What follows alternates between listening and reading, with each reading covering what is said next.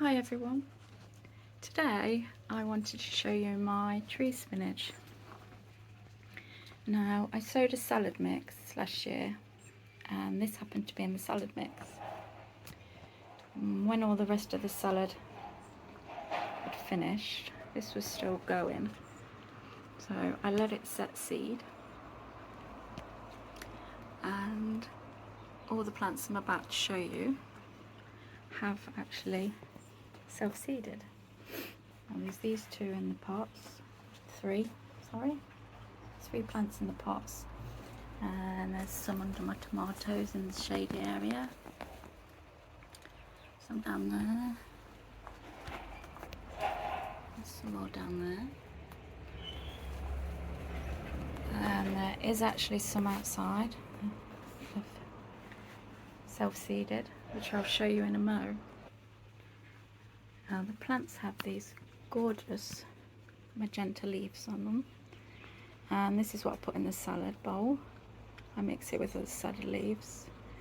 It gives the salad a really pretty look. And if you, see if I can get to them, if you take these leaves and stroke them, you get a powdery, glittery effect come off on your fingers. It's very strange, but very pretty. I don't know if you can see that. Let me just do another one. See that?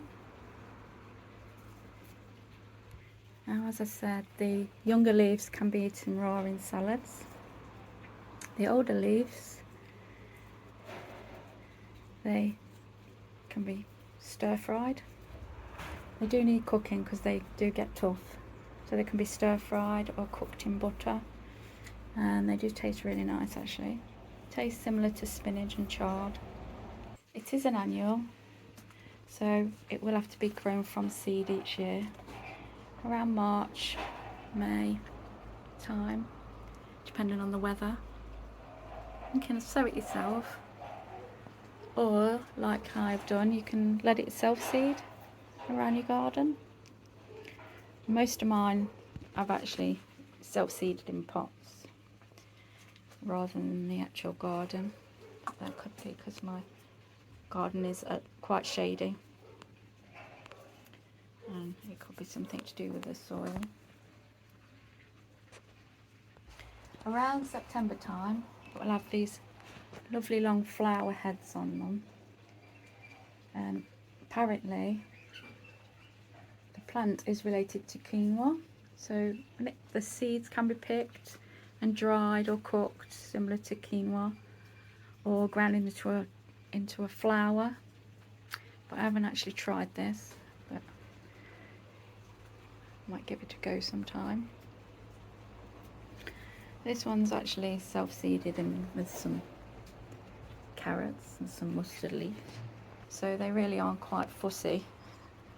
Now, just one warning, I have read that you have to keep the raw leaves to a minimum.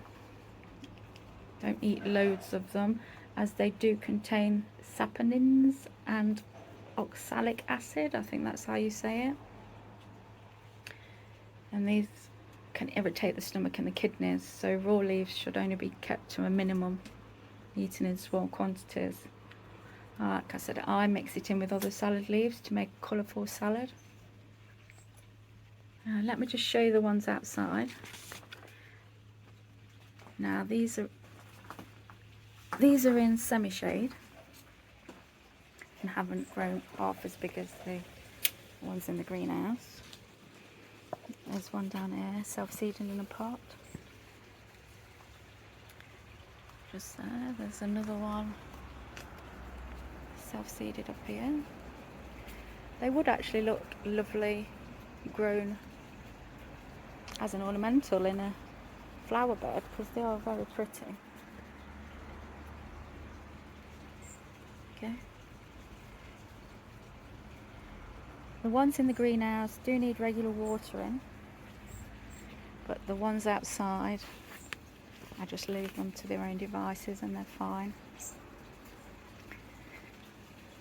they don't really suffer with any pests.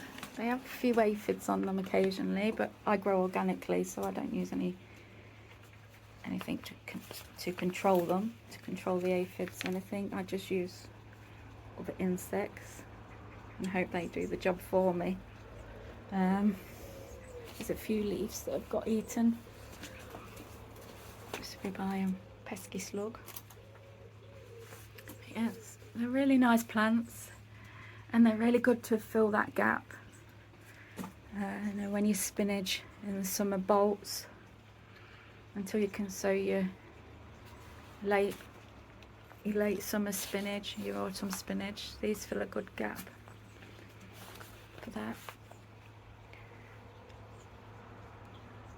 A brilliant plant.